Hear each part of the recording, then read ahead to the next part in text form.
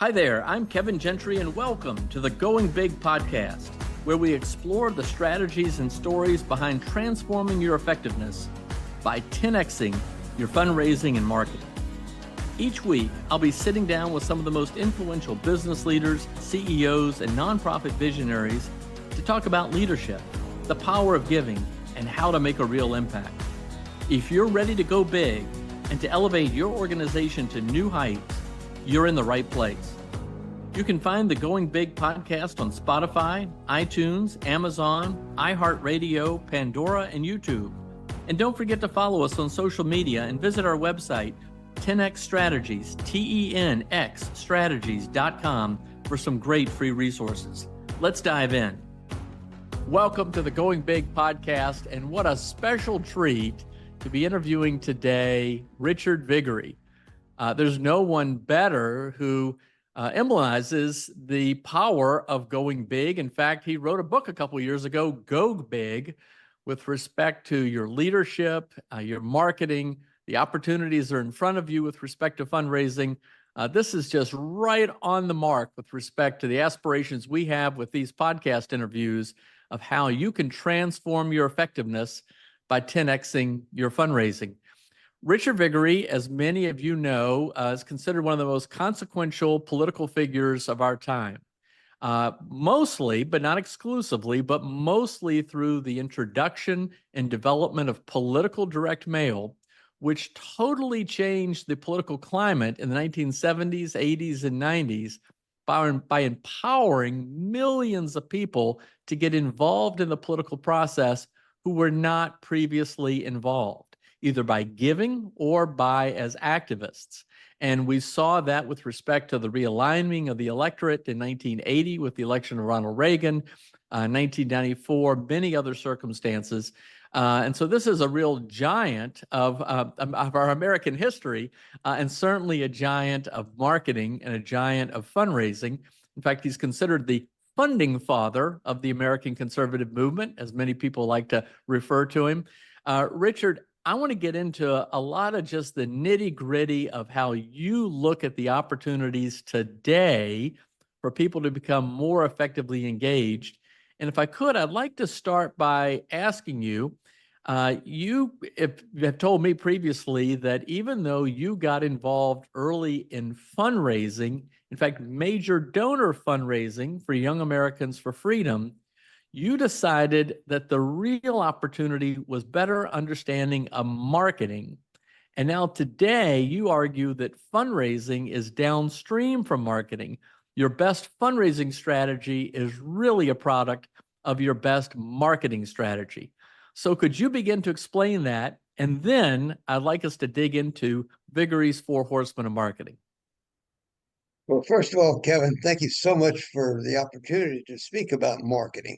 I've been fortunate to be able to make a study of it for the last 60 plus years, and it's my strongly held belief that there's not a lot of professionalism in nonprofit marketing. And I've often said that I wouldn't dream of flying in an airplane with a pilot who had the similar skills of a person in nonprofit marketing. So I encourage all of our listeners now to make a study of nonprofit marketing. It makes all the difference in the world. When I went to Young Americans for Freedom in New York City in August of 1961, I knew nothing, of course, about marketing, or just I love politics, of course. But anyway, I came in contact regularly with people like Bill Buckley and Bill Rusher, the publisher of National Review, and intellectual giants like James Burnham, Brent Bozell, Frank Meyer. And I just was so enamored with them. I was a University of Houston graduate, didn't go to Yale, Princeton, Harvard. So I, for about a year and a half, I tried to make a deep study of all the things that they had been studying all these years. And after about a year and a half, I realized I wasn't making a lot of progress. So by then I had a wife and a baby. And I went to my wife and said, honey, I've got something here that I think is going to change America, maybe even the world. I don't really know it. I've got to study. Could I be relieved of all household duties no diapers, yard work, trash. She bought into it. And so I, for 6, 7, 8 years, did a really deep study, many, many hours every day studying marketing. And, giants have come before us in marketing. At that time, it was almost entirely commercial marketing, not much in the nonprofit world. Now, in the last 60 years, we've got a large inventory of really good material about nonprofit marketing. But to your point about the importance of marketing versus fundraising, marketing sets up fundraising. It's like the horse and the cart. First, you put the horse and then the cart. You can't get them reversed. And the marketing identifies who you are, what problem have you been formed to solve, who's going to be the face of the organization, who's going to be involved in the organization, what's your product going to look like, how you're going to package it. It just kind of sets everything up. And then you can put in that cart, you can put grassroots fundraising, you can put major donor fundraising, bequests, soliciting votes, branding yourself, branding your opponents. Everything that you want to do fits into that cart once you understand marketing. Well, thank you. Let's dig more deeply into that, Richard. And, we've always held your wife, Elaine, in high regard. We have an all new admiration for putting up with you, especially with that special request way back when. But thank goodness that she was able to help you do this, because you changed the world as a result, and you're continuing to change it. But let's dig into that. There are a lot of marketing principles and a lot of marketing frameworks. There are a lot of marketing experts who've come before us.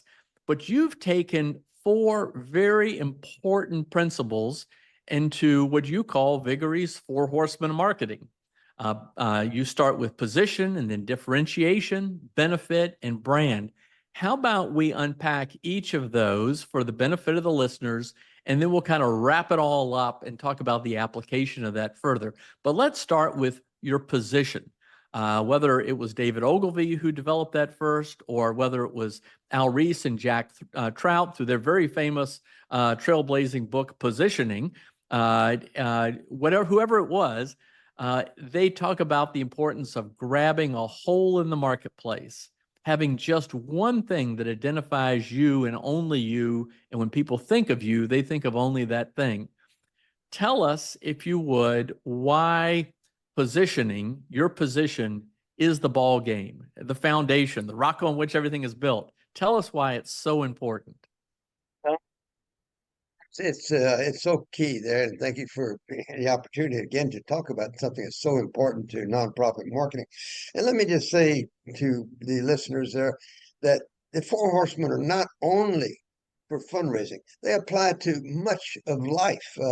You're single, you'd like a spouse.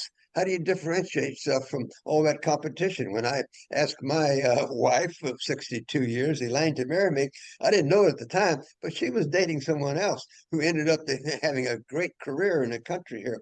And so I had to separate myself from that competition out there. So you want a spouse, you want a job, you want a raise, you want a promotion.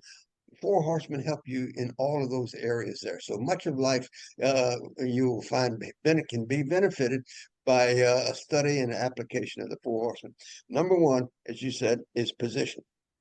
And position is it's like a hole in the marketplace. That's all it is, a hole, H-O-L-E, in the marketplace. And it's really what do you do that no one else does? What problem are you trying to solve? And so position is like the Bible tells us, house built on the sand versus the built on rock, very sturdy, can withstand storms. So you get the position right, which is the foundation.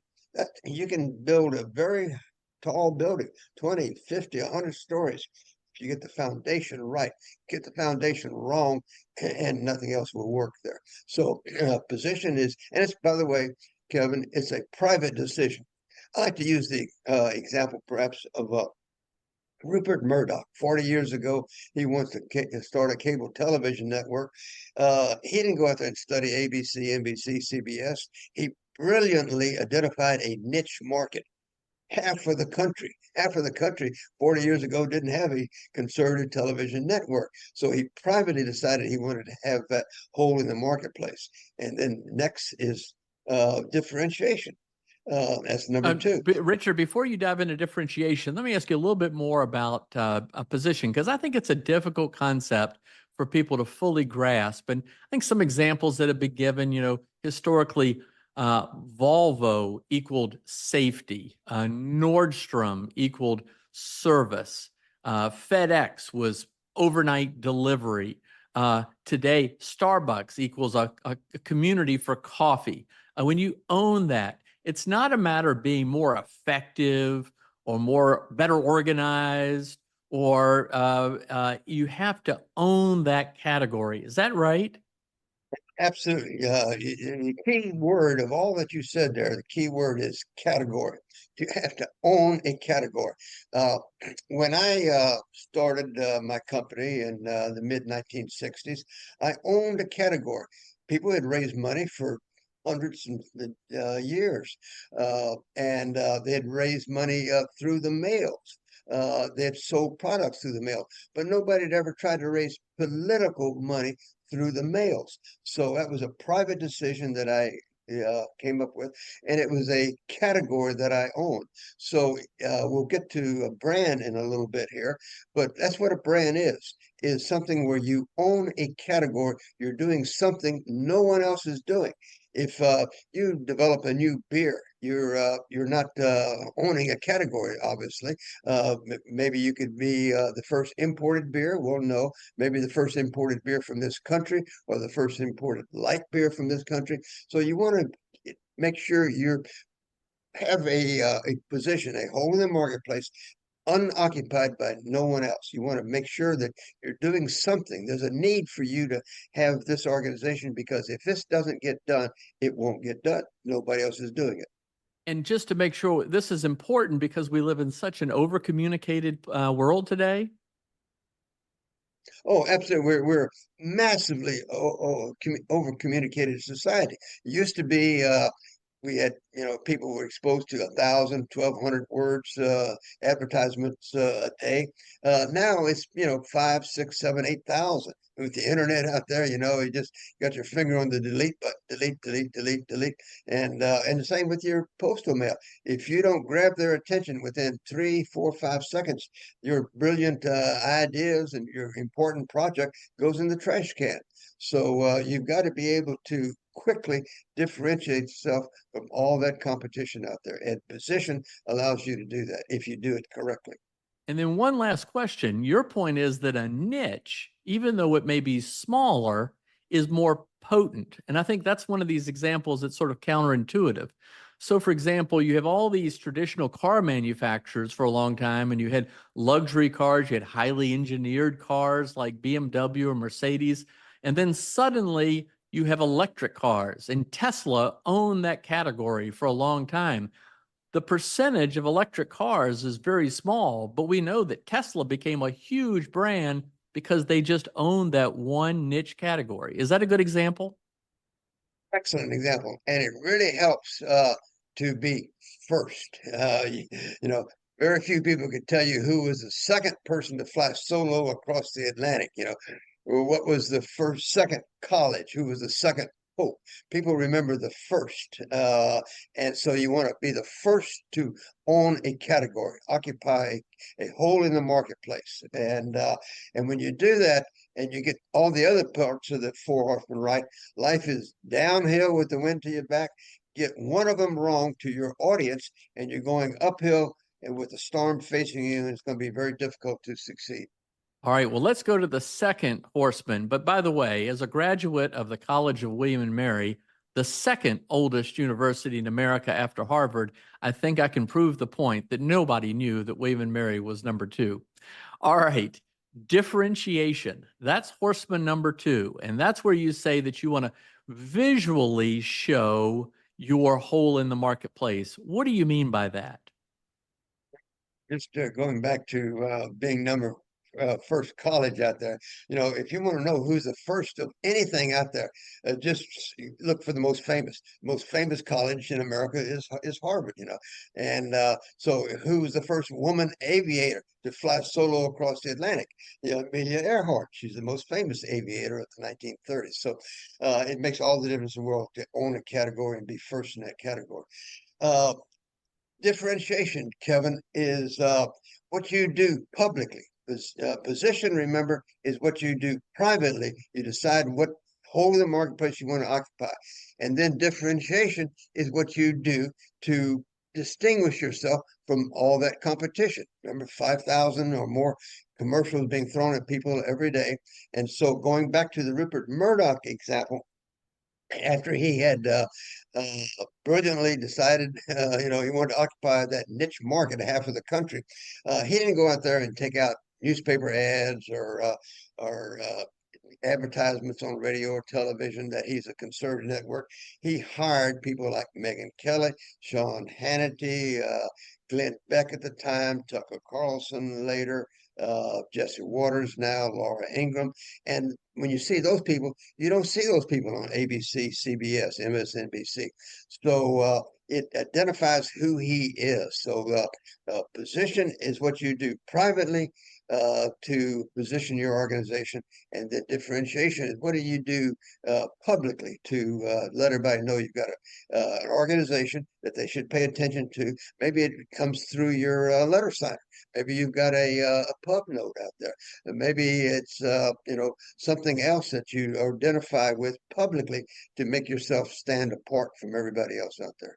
Well, that's great. So many organizations have newsletters that they mail out. Those newsletters may have lots of pictures in them. They may do annual reports. They may do other publications, but so often they all look the same.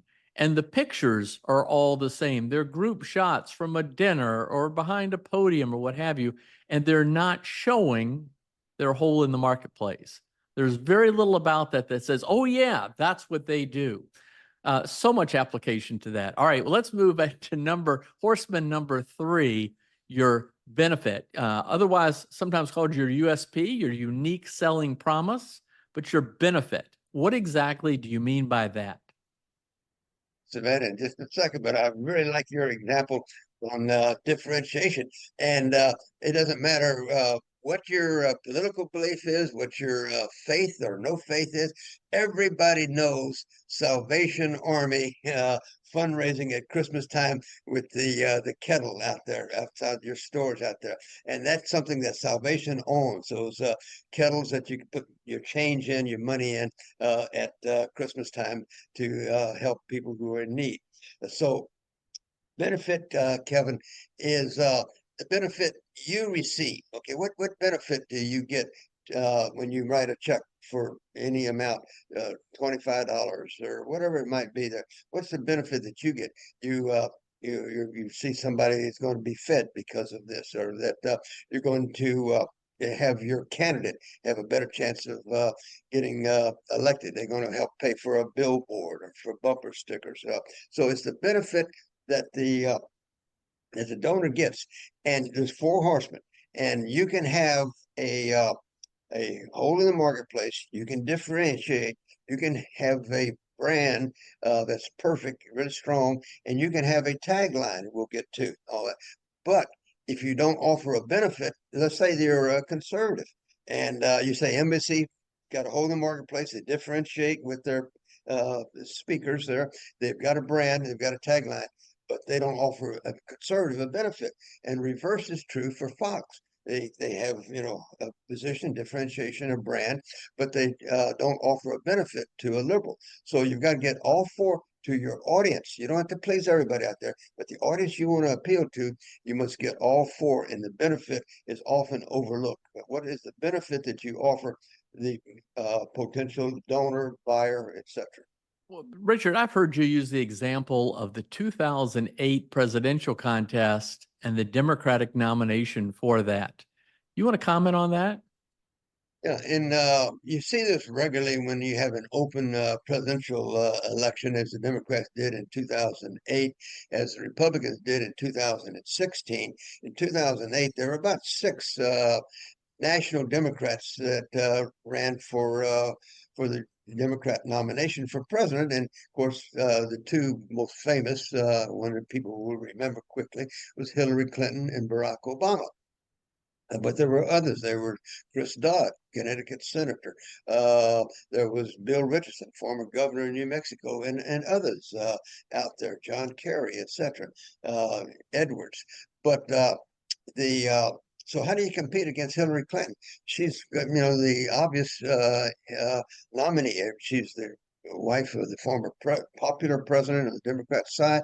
So it's very difficult to separate your views from hers. So he came up, or somebody in his campaign came up with an idea that was just totally, completely brilliant. And And you mean the by that idea Barack was Obama? You mean Barack Obama? Barack Obama. Barack Obama's came up with the idea of this promotion, that he said to every Democrat audience that was speaking before, his ads, etc., on television. I wasn't in the Senate, he said, in when this vote on the Iraq War came up. She voted for the Iraq War. I would have opposed it. And that one idea electrified Democrat audiences and propelled him to the nomination and onto the White House. So he separated himself from Hillary Clinton on one issue. You've got to have that one hole in the marketplace that separates you from all that competition. And somewhat the same thing in 2016 with the Democrats, the Republicans. There were 17 Republicans that ran for president in 2016. And for most of them, to this day, I don't really know much of the difference between Chris Christie and Jeb Bush and Bobby Jindal and this one or that one, Kasich, etc. But Donald Trump separated himself with his, make America great again. And by the way, in terms of you to ask any of these candidates what separates you from the others, they would say, I'm smarter than those others, aren't they? The public says, no, you're all smart. You wouldn't be on that stage. So you have to have something that differentiates yourself. And the vast majority of them fail to do that. But wouldn't you also say there's the benefit? I mean, if you're a Democratic Party activist in 2008 and you're against the war in Iraq, you want somebody that's going to fight for your position. So the only one doing that, Barack Obama was arguing, was him. But the benefit was to the voter who had that position. I think that it's a great illustration not only of in terms of the position. He was the only one to have that particular position. The differentiation could have been shown about any of the visual images about bad things going on in Iraq and just the reminder of senators voting. But the benefit was if you held that position, which I believe was held by a majority of Democratic Party activists voting in the primaries in 2008, that was a winning approach. Well, with that said, let's go to horseman number 4, your brand. How is horseman number 4 your brand? That's the ball game, Kevin. And it's regularly, I'm so disappointed when I'm talking to people in marketing who have, that's their profession. Maybe they graduated with a degree in marketing and they don't really fully, properly understand brand. It's relatively simple. One, it's a combination of the other three. It's a combination of your position, your differentiation, your benefit. It's what makes you singular, one of a kind. Seth Godin, the brilliant communicator, wrote many books out there. One of them is called The Purple Cow. And so I live out in the country and regularly pass fields of 40 brown cows here, 50 black and white ones over there. But if one of them is a purple cow, they would stand out. And so most people in life don't separate themselves from everybody else, and they kind of blend in with everything else out there. And so with brand, you want to separate yourself from everybody else out there. And simply because you have a famous name, a well-known name, doesn't mean you have a brand. United Airlines, Delta, American, no brand, very famous names. But most of us, when we go to the airport, all we want to do is leave at a certain time and arrive at a certain time. It doesn't really matter what airline we fly. They're basically comparable. But now Southwest has got a brand.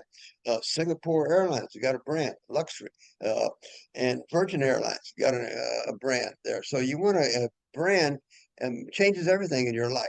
And so often in fundraising, Kevin, people are having a hard time, particularly these days, because contributions have dropped about 25%, costs have gone up 25%. Competition is severe out there. And so, how do you separate yourself from all of those other people out there? And you do it with your brand, and you lean into your brand. Your brand is what makes you singular, one of a kind. You own a category.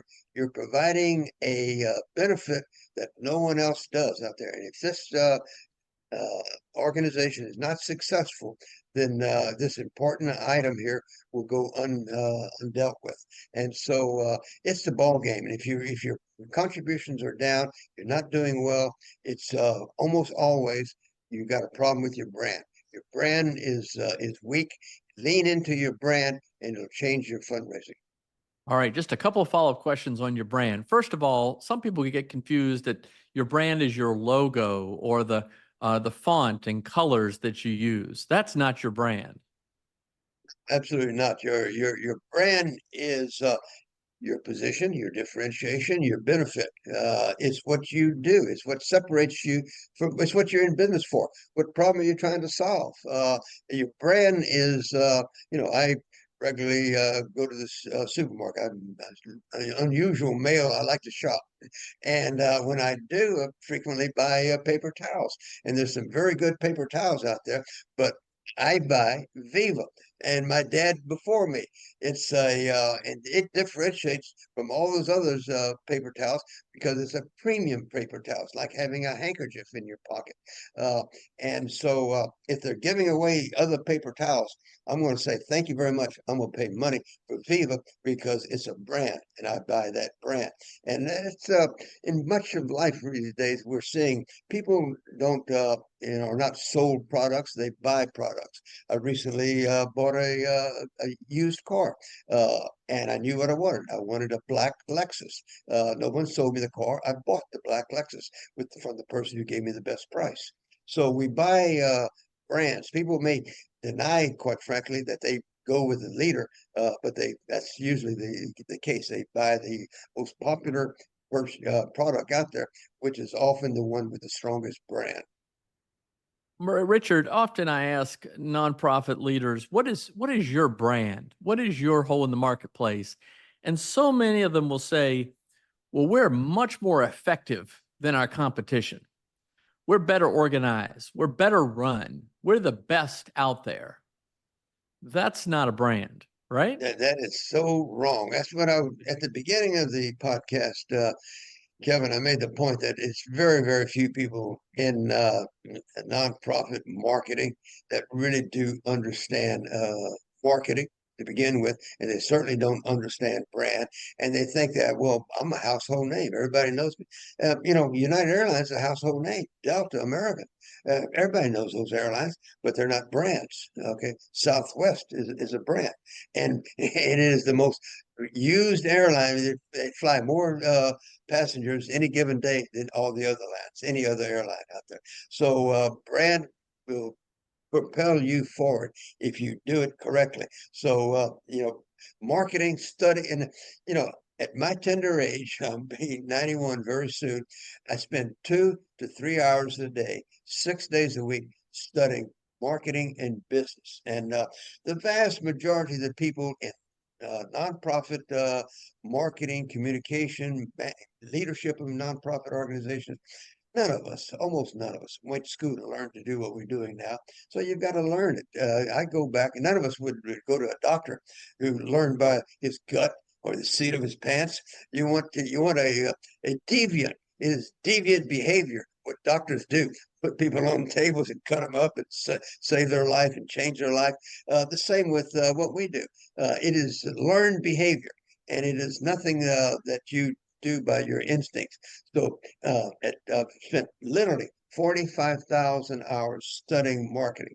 And you want to you want to really study your profession, and the idea that you learn to do it by the seat of your pants or your gut feelings is just it's very sad. It just you're not going to be at the top of your game. And by the way, this for competition, Kevin, in nonprofit marketing is so thin out there. If you make a deep study in 4, 5, 6 years, you can be in the top 5% of the profession because the competition is so thin.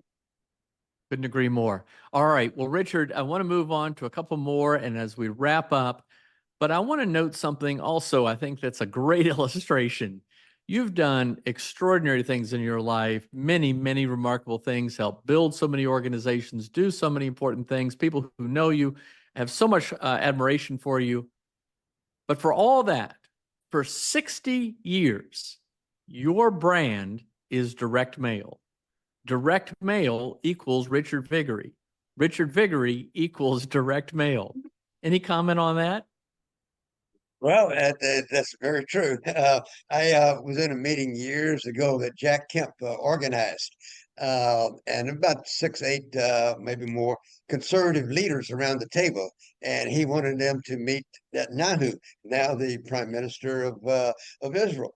And so each person goes around the room, just says their name, and I just say Richard Viguerie, and Netanyahu points at me and says, "Direct mail."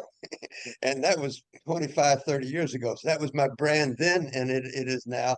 The it is just A great example. let It's a me just great. mention one other thing along that line, Kevin.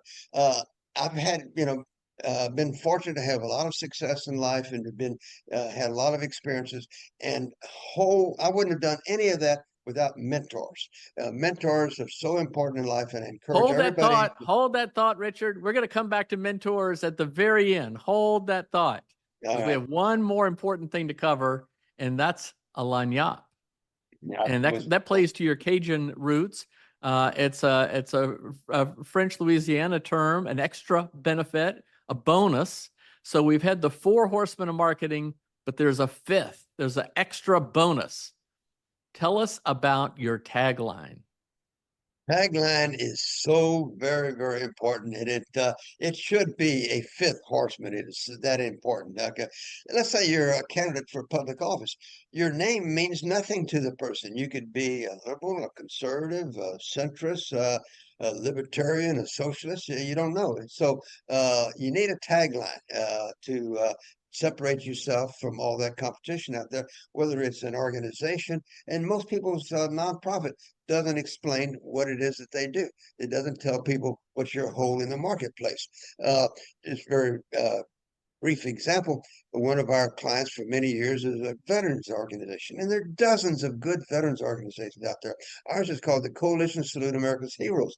I told the founder, a dear friend, that it was a terrible name. He said, "No, I like the name." So we came up with the tagline: providing emergency aid to seriously wounded GIs in the war on terror. Uh, Dozens of good organizations in the veterans of arena, as I said, but not one of them deals with providing emergency aid to seriously wounded GIs in the war on terror.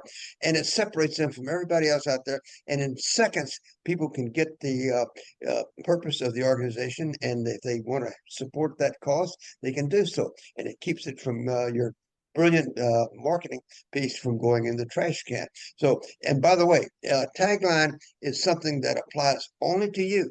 And as you said earlier, being efficient and more careful with people's money and more effective is not a differentiation, and it certainly is not a reason to put it in your tagline.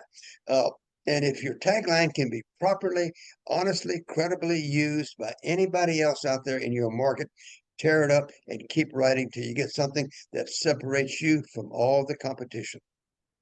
Not just, by the way, not just in your head, but in the public's head, public's mind. Richard, you referred to some past presidential campaigns. In 2016, Jeb Bush's sort of campaign slogan was Jeb, exclamation point, as if the exclamation point was the tagline. It didn't say anything, but we also know someone else running for president had a very cleverly crafted tagline, which, for better or for worse, has served him very well. Make America Great Again. You want to comment on that before we move on? Well, I think that's the most powerful political slogan, certainly in the last 40 years. And liberals and Democrats and conservatives, Republicans will all agree it's probably the most effective slogan, tagline in the last 40 years. Going back to Ronald Reagan in 1980, he came up with a very effective one. Are you better off now than you were 4 years ago? Former governor of Virginia, where you and I live here, George Allen, uh, said, if you do the crime, you do the time. That's a tagline. And by the way, it's a tune you can whistle to.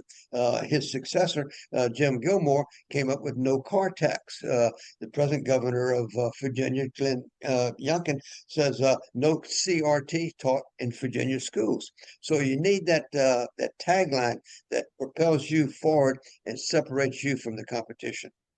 All right. So, Richard, you touched on continual learning. You're a continual learner. You even commented me to the other day that you thought there was a new seminar that Bob Cialdini was doing that you ought to attend at the ripe age of 91. Why is continual learning so important? Haven't you learned everything there is to know by now? Not at all. I'm a better marketer, Kevin, today than I was 10 years ago. I'm light years better than I was 20, 25 years ago. And you wouldn't want to go to a doctor or a lawyer who had stopped learning 20, 25 years ago.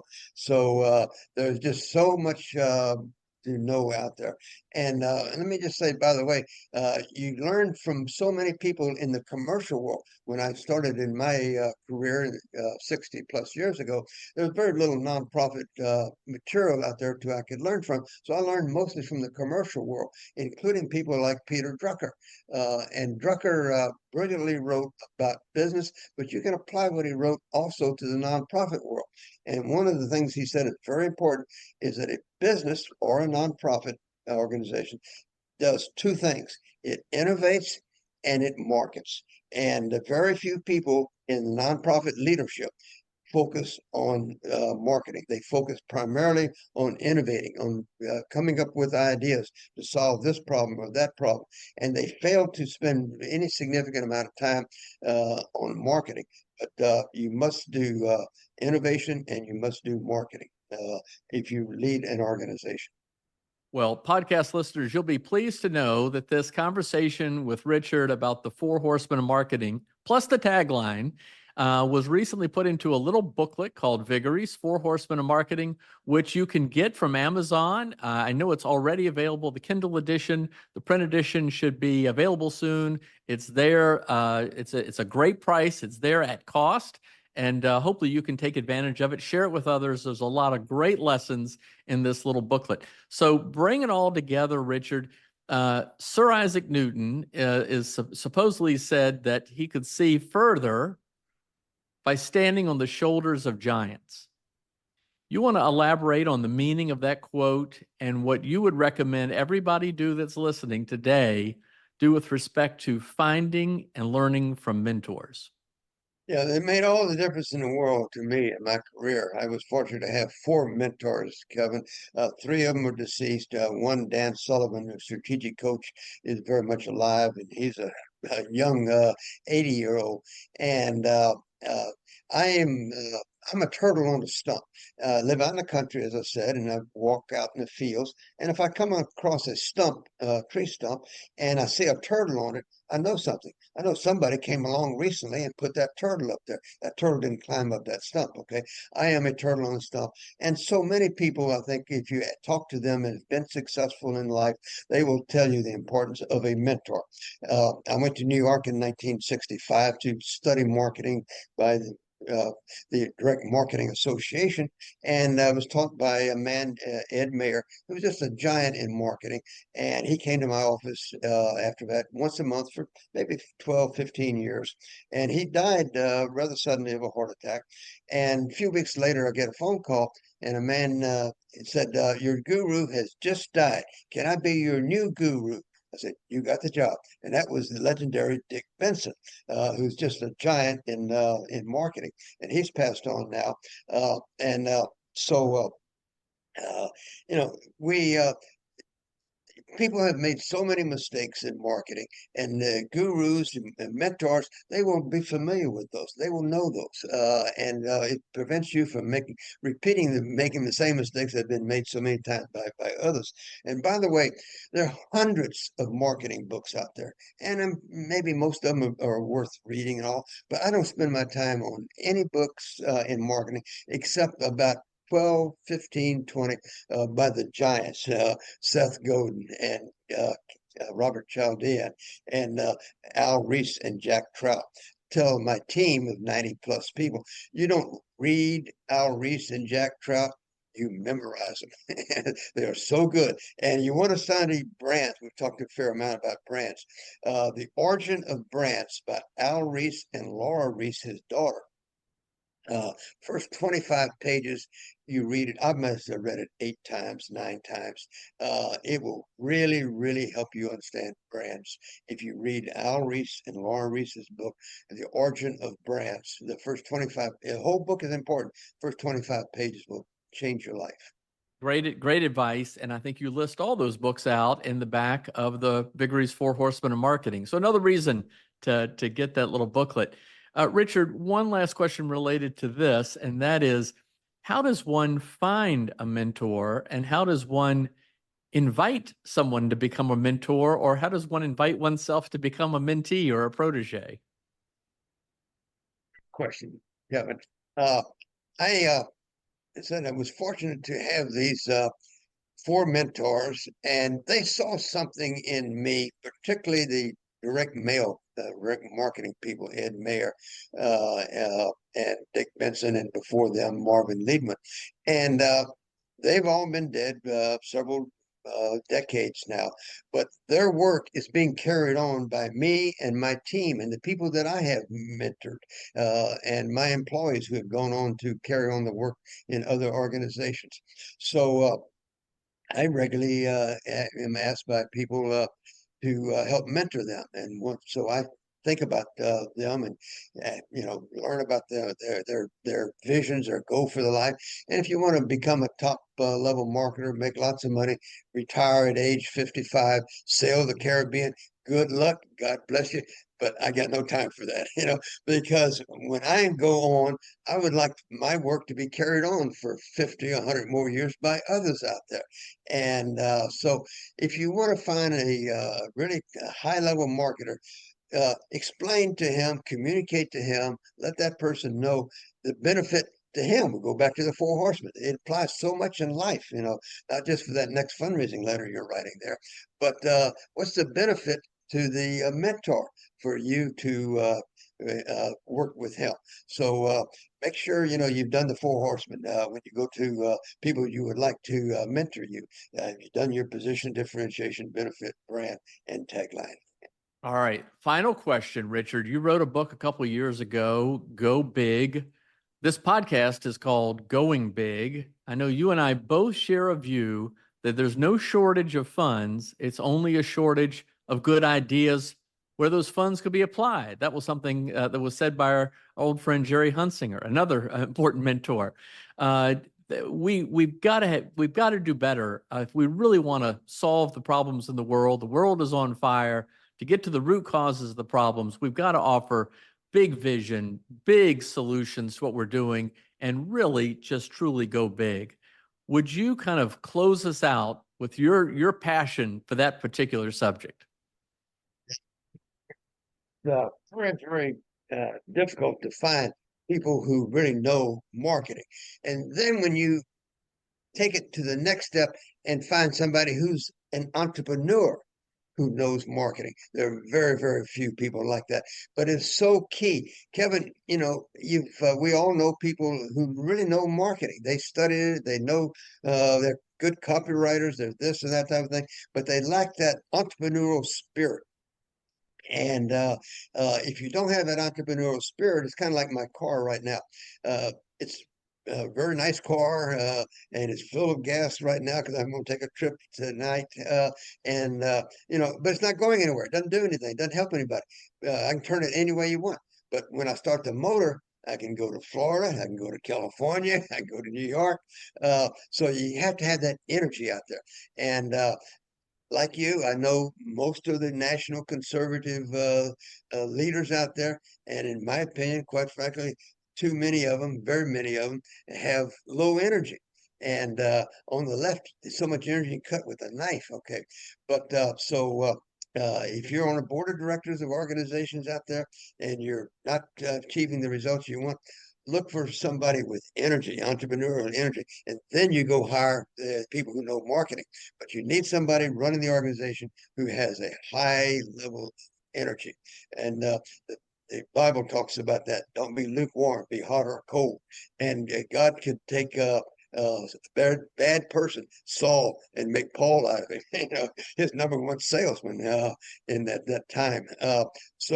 Paul had energy, and you want energy. You want somebody to lead the organization who has the energy. You can bring on people who know marketing, but to lead the organization, number one above everything else, perhaps somebody with energy. And by the way, the very definition of an entrepreneur is a risk taker. So somebody that's prepared to be an entrepreneurial risk taker. And as you've said, lack of entrepreneurial risk taking is maddening. It's like our people have lost the will to win.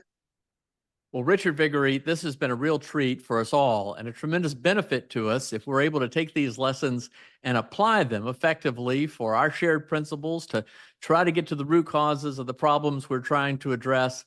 Just as a quick summary, if you're serious about winning, if you're serious about making a difference, obviously you want to have more resources to put to your cause. But our belief, as Richard spelled out, is in order to have those resources, you've got to understanding and apply the lessons of marketing. Viguerie's 4 Horsemen of Marketing is a great distillation of it. Again, position, differentiation, benefit, and brand, and of course your tagline to express the promise that you're offering. Don't forget the continual learning piece. Richard spends 3 hours every day, even at the ripe old age of 91. We can all do that. I know he does that 6 days a week because there's new material all the time, but we can go back and really study the classics. I know when I go back and read some, I see stuff that I failed to see 7 times before. And then, of course, the very tremendous value of finding mentors. You can be a mentor, but you can benefit from mentors in many ways. And Richard Viguerie, we thank you for being such a consequential mentor to so many still today. Richard Viguerie, thanks for joining us today. Thanks for listening to the Going Big podcast. I hope today's conversation inspired you to take your fundraising and marketing strategies to a whole new level. If you enjoyed this episode, be sure to subscribe and leave us a review on Spotify, iTunes, Amazon, iHeartRadio, Pandora, or wherever you listen to podcasts. You can also watch all of our episodes on YouTube. And don't forget to follow us on social media and visit our website, 10xstrategies.com. That's TENX strategies.com for more great content and for free resources to help you go big with your leadership and with your giving. I'll see you on the next episode of the Going Big podcast.